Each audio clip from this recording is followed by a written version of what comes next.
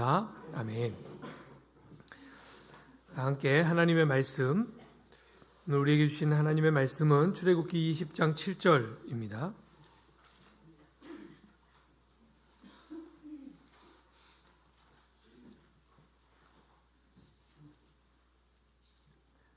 출애굽기 20장 7절 말씀,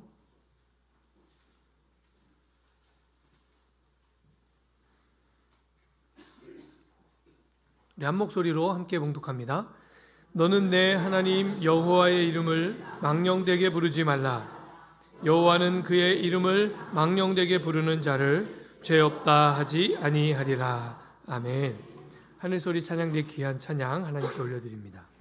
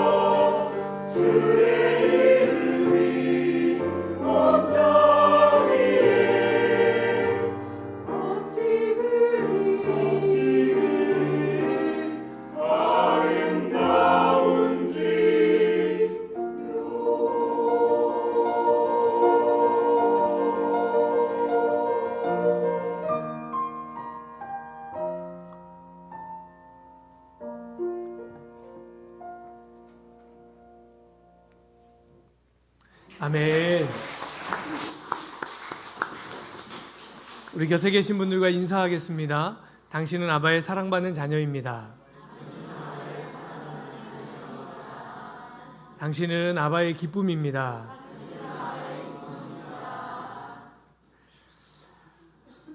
우리가 1계명의 말씀을 나눌 때 데칼로그라고 하는 영화에 대해서 잠깐 말씀을 해드렸는데, 오늘 제 3계명은 데칼로그 두 번째 영화와 연결이 되어 있습니다. 데칼로그 두 번째 영화의 제목은 어느 선택에 관한 이야기입니다. 이 두 번째 에피소드의 주인공은 도로타라는 여자고요. 이 여자는 바이올리니스트입니다. 이 여자에게는 남편이 있는데요. 안제이라고 하는 인물이고, 이 남편은 말기암 판정을 받고 병원에서 투병 중에 있습니다. 그리고 이 부부가 살고 있는 같은 아파트에 그 병원의 진료부장이 함께 살고 있습니다. 어느 날 도로타는 진료부장에게 개인적으로 따로 찾아가서 묻습니다. 내 남편이 살 수 있습니까? 그런데 이 여인의 질문하는 태도와 표정이 어딘가 조금 이상해요. 남편이 살기를 보통 바라면서 질문할 텐데, 이 여인의 표정은 남편이 살기를 바라는 건지 아니면 그 반대의 기대를 가지고 있는 건지 좀 알 수 없는 그런 표정입니다. 그래서 그걸 이상하게 여긴 이 진료부장이 아주 건조한 답변을 줍니다. 내가 말할 수 있는 것은 아무것도 알 수 없다는 것뿐입니다. 그러니까 죽을지 살지 알 수 없습니다. 그렇게 대답하는 거예요. 몇 차례 같은 상담을 해요. 그러다가 이 여인이 의사에게 자기 속사정을 털어놓습니다. 이 여인과 남편은 서로를 깊이 사랑해요. 그런데 이 부부에게는 아이가 없습니다. 그리고 남편이 병원에 입원해 있는 동안 어떤 일이 일어났냐면, 이 여인이 다른 남자의 아이를 임신하게 된 거예요. 그런데 자기가 임신을 했다는 사실을 알게 된 순간부터 이 여인은 그 아이에게 강렬하게 끌리기 시작합니다. 비록 부정한 관계에서 잉태된 아이지만 이 아이를 포기하고 싶지 않은 거예요. 동시에 혹여라도 남편이 다시 회복되어서 이 모든 상황을 알게 됐을 때 그때 얼마나 큰 상처를 받게 될까 하는 걱정에 깊이 눌려 있습니다. 그래서 만일 남편이 살 확률이 높다고 하면 그러면 아이를 낙태할 생각이고요. 남편이 죽을 확률이 높다고 그러면 이 아이를 지키고 싶은 게 이 여인의 심정입니다. 그래서 그렇게 남편이 살지 죽을지 하는 것이 이 여인에게 그렇게 궁금한 거예요. 근데 이 속사정을 듣고 나니까 이 의사 입장에서는 더 난처해졌습니다. 자기가 하는 말에 따라서 잉태된 아이가, 복중에 있는 아이가 죽을 수도 있고 살 수도 있다는 얘기잖아요. 그러니까 너무 난처한 입장이 된 거죠. 그러던 중에 이 진료부장이 어떤 사실을 알게 되냐면, 안제이에게 투여한 항암제가 굉장히 효과를 발휘해서 이 남편의 병세가 많이 호전되고 있다는 사실을 알게 됩니다. 어느 날 다시 도로타가 찾아왔는데 이 여인이 뭔가를 결심하고 왔어요. 이미 정부와의 관계 정리했고, 그리고 아이를 낙태하기 위해 병원에 예약을 걸어뒀다는 거예요. 그 얘기를 듣는데 이 의사가 일단 아이를 살려야 되겠다는 생각을 합니다. 그래서 거짓말을 하죠. 아이를 낙태하지 마십시오, 부인. 남편은 살 가망이 없습니다. 남편은 죽을 겁니다. 그런데 사실은 지금 남편은 많이 좋아지고 있거든요. 항상 애매한 대답만 주던 의사가 이날 처음으로 이 여인에게 확실한 대답을 줬는데 그 대답이 거짓말이에요. 얼마 후에 죽을 것 같았던 안제이가 기적처럼 병상에서 일어납니다.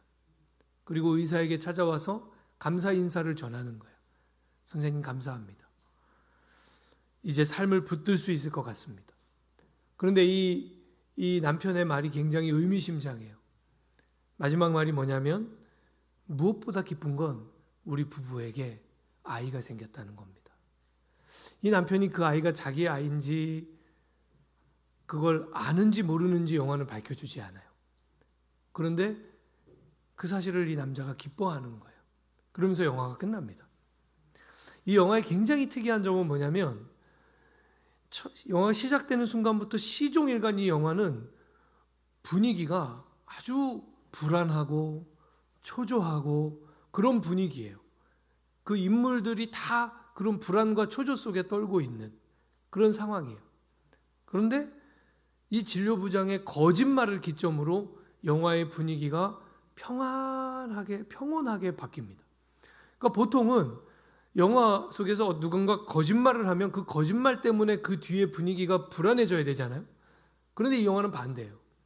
시종일관 불안하고 초조했던 분위기가 진료부장이 거짓말을 하면서 평화롭게 바뀌어요.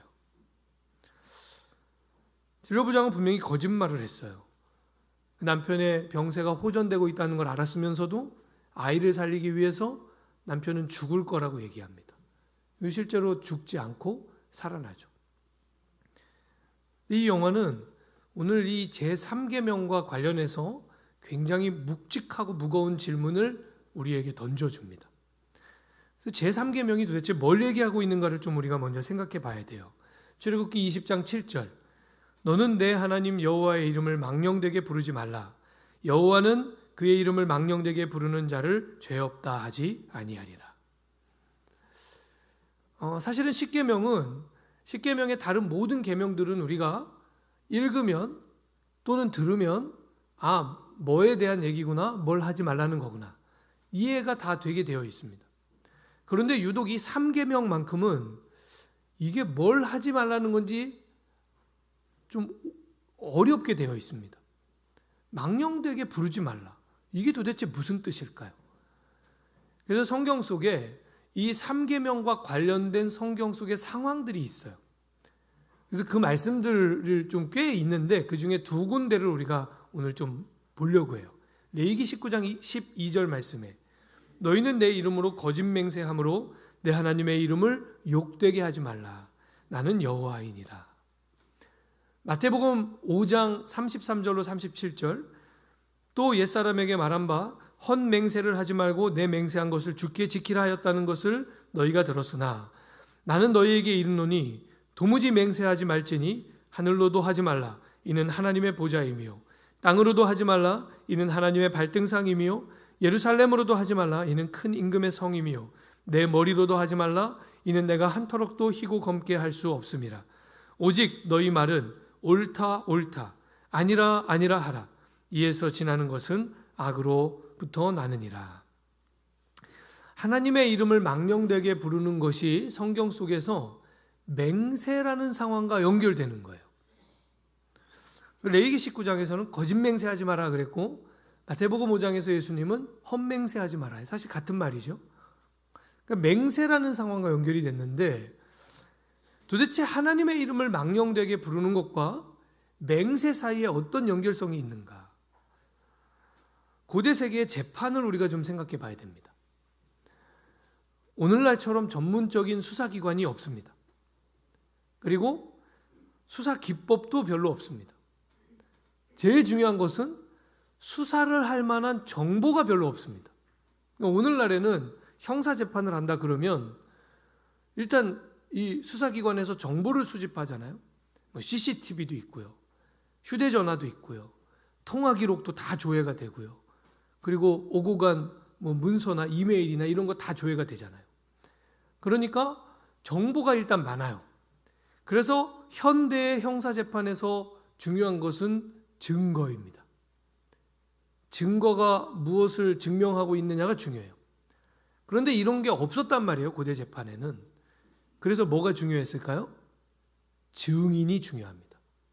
또는 용의자 자신이 무엇라고 자백하고 있고 무엇라고 말하고 있는지가 중요합니다. 그런데 그 말을 신뢰할 수는 없잖아요. 그래서 뭐가 중요하냐? 맹세가 중요합니다. 그러니까 하나님의 이름을 망령되게 부르지 말라 하는 이 계명이 맹세하는 상황, 특별히 법정에서 맹세하는 상황으로 연결된 거예요. 레위기 19장이 바로 그런 말씀이에요. 누군가 법정에서 하나님의 이름 앞에 맹세를 했는데 그 맹세가 거짓말일 때, 그 거짓 맹세 때문에 그 맹세하는 자의 보증인이 되신 하나님이 그 이름이 더럽혀지는 상황, 이것을 얘기하고 있는 거예요. 근데 마태복음 5장은 역사가 흘러감에 의해서 그 맹세가 점점 확장되고 더 넓게 적용됐다는 걸 보여줍니다. 예수님 당대 사람들은 하나님의 이름으로 맹세하기도 했겠지만 그 외에 하늘로 맹세를 했다. 또는 땅에 대해서 땅을 근거로 맹세를 하거나 아니면 예루살렘 성전을 근거로 맹세를 하거나 그것도 아니면 자기 머리를 근거로 했다는 건 뭐 가령 예를 들자면 우리로 치면 뭐 목을 걸고 이런 표현이 되겠죠. 그런데 예수님께서는 도무지 맹세하지 말아라 이렇게 말씀하세요. 그러면서 제일 중요한 핵심은 뭐냐면 37절이에요. 오직 너희 말은 옳다 옳다 아니라 아니라 하라. 이에서 지나는 것은 악으로부터 나느니라. 옳은 것을 옳다고 하고 그른 것을 그르다 하라 하는 진실성에 대한 요청입니다. 특별히 말에 대해서, 내가 하는 말에 대해서 진실한 말을 할 것. 그러면 하나님이나 하늘이나 뭐 땅이나 예루살렘이나 이런 것들을 근거로 맹세를 해야 되는 상황 자체가 사라지는 것이죠. 진실하게 얘기하니까, 진실한 말을 하니까. 근데 특별히 오늘날에는 가짜 뉴스가 그렇게 문제가 많이 되지 않습니까? 여러분, 그리스도인은 가짜 뉴스에 굉장히 예민해야 합니다. 왜냐하면 그것이 진실성이 결여된 말이기 때문입니다. 가짜 뉴스뿐만 아니라 검증되지 않은 소문을 함부로 말하는 것. 그리고 다른 사람에 대해서 이러이러하다 카더라, 이 카더라 통신이라고 그러죠. 그런 말들. 그러니까 진실성이 결여된 말들을 함부로 하는 거 굉장히 조심해야 하는 것입니다. 왜냐하면 그렇게 할 때 하나님의 이름이 망령되게 일컬어지는 상황이 된다는 거예요. 여러분, 그런데 진실로 진실하기라고 하는 것이 진실로 어렵습니다. 이게 정말 어려운 일이에요. 그러니까 예해야 될 때 예하고 아니요라고 해야 될 때 아니요라고 말하는 것이 그렇게 쉽지 않습니다. 어떤 때는 정말 큰 용기가 필요한 상황이 있고요. 어떤 때는 정말로 큰 손해를 감수할 것을 각오해야만 그렇게 말할 수 있어요. 그러니까 오늘 이 데칼로그라고 하는 영화가 우리에게 던져주는 질문은 진실을 말하면 태중의 아이가 생명을 잃게 되는 딜레마입니다. 무슨 얘기냐면 무조건 진실을 말하는 것이 옳은 일이냐 하는 질문이에요. 그래서 영화 속의 진료부장이 처한 상황으로 보자면 자신이 진실을 말하면 여인은 아이를 낙태할 거예요. 이 의사가 아이에 대한 무한한 책임감을 느끼는 것입니다. 그러면서 뭘 선택해요? 거짓말을 하기로 선택합니다. 그러니까 이 진실과 거짓 사이의 딜레마, 우리 일상에서 자주 일어나는 일 아닙니까? 만일 그 모든 순간에 우리가 다 기계적으로 그냥 사실만, 진실만 말하면 그러면 과연 이 3계명을 지키는 일이 되는가 하는 질문이 던져진 거죠. 그러니까 아이가 낙태되든 말든 이 의사가 당신 남편 지금 치료되고 있습니다 라고 말하면 그러면 3계명을 지키는 일이 되는가 라고 묻고 있는 거예요. 그러니까 이 영화가 던져주는 질문이 간단하지 않죠. 우리에게 굉장히 고민거리를 던져줍니다. 그럼 어떻게 우리가 이 딜레마를 극복할 수 있느냐 하는 것이 숙제죠. 사실은 이런 종류의 딜레마는 우리의 삶에서 많이 일어나는데 우리가 어떻게 이것을 극복하고 이 3계명이 우리에게 말씀하고 있는 참된 정신을 우리가 순종할 수 있을 거냐 하는 거예요. 여기에 대해서 철학자 김윤규 씨가 굉장히 좋은 제안을 해줍니다. 부정문으로 된 이 3계명을 긍정문으로 바꿔보라는 거예요. 무슨 얘기냐면 내 하나님 여호와의 이름을 망령되이 부르지 말라, 그러니까 뭐뭐 하지 말라 하는 형식의 그 부정문의 형식이잖아요. 근데 이것을 무엇을 하라 하는 형식의 긍정문으로 바꿔보라는 거예요. 그런데 이걸 바꾸려면 한 가지 걸리는 게 생겨요. 망령되게라는 단어가 부정적 의미라는 것입니다. 그래서 이 망령되게라는 단어를 좀 희석시켜 줘야 돼요. 그래서 중의적 의미를 찾아내야 됩니다. 망령되게라고 번역된 히브리어 샤부는 공허하게, 무의미하게 그런 뜻이거든요. 그래서 유대 랍비들은 아주 오랫동안 이 단어를 어떻게 해석했냐면 아무 목적 없이 이렇게 해석했어요. 그러니까 유대 랍비들의 해석에 의하면 3계명은 이런 뜻이 되는 거죠. 하나님의 이름을 아무런 목적 없이 부르지 마라, 이런 뜻이 되는 거예요. 이걸 긍정적인 문장으로 바꾸면 이렇게 됩니다. 내 하나님 여호와의 이름을 그 목적에 합당하게 불러라. 하나님의 이름을 목적에 합당하게 부르는 일, 어떻게 하면 될까요? 어떻게 하면 하나님의 이름을 목적에 합당하게 부를 수 있을까요? 뭘 알면 될까요? 하나님의 목적이 뭔지를 알면 돼요. 하나님이 목적하시는 바가 뭐냐? 하나님이 계획하시고 하나님이 뜻하시고 하나님이 목적하신 바, 그리고 그 목적과 계획과 뜻에 합당한 말을 하는 것, 이것이 3계명을 지키는 그런 태도와 순종이라는 것이죠. 여러분, 하나님의 목적이 뭡니까? 하나님이 계획하신 모든 계획이 성경에 기록되어 있는데 그 하나님의 모든 구원의 계획이 목적하는 것, 여러분, 그것은 한 사건을 우리가 주목하면 됩니다. 하나님의 목적이 가장 명확하고 뚜렷하게 나타난 사건, 하나님의 계획과 목적이 가장 뚜렷하고 명확하게 나타난 계시가 뭡니까? 예수 그리스도죠. 예수 그리스도의 삶과 예수 그리스도의 죽음과 예수 그리스도의 부활을 보면 하나님이 목적하신 게 뭐구나 하는 것을 우리가 명확하게 알 수 있습니다. 요한복음 3장 16절, 하나님이 세상을 이처럼 사랑하사 독생자를 주셨으니 이는 그를 믿는 자마다 멸망하지 않고 영생을 얻게 하려 하심이라. 아멘. 하나님의 목적이 뭐라는 거예요? 영생이요. 하나님의 목적은 우리를 살리는 데 있어요. 그렇다면 우리는 언제 어떻게 하나님의 이름을 불러야 할까? 언제 어떻게 말하는 것이, 어떤 상황에서 어떻게 말하는 것이 정말로 하나님 보시기에 진실한 말이고 정말로 하나님 보시기에 하나님의 이름에 합당한 말인가? 하나님의 목적에 부합한 말인가? 우리는 살리기 위해 하나님의 이름을 불러야 하고 살리기 위해 우리의 언어를 사용해야 된다는 사실입니다. 만일 우리의 진실이, 우리가 진실이라고 생각하는 어떤 말이 너무 날카로운 칼날이어서 그래서 누군가의 마음과 영혼을 핥히고 상처내고 그 사람을 깊은 죽음으로 내모는 그런 말이라면, 그런 말을 하는 것은 하나님의 이름을 망령되게 부르는 일이 된다고 하는 사실이에요.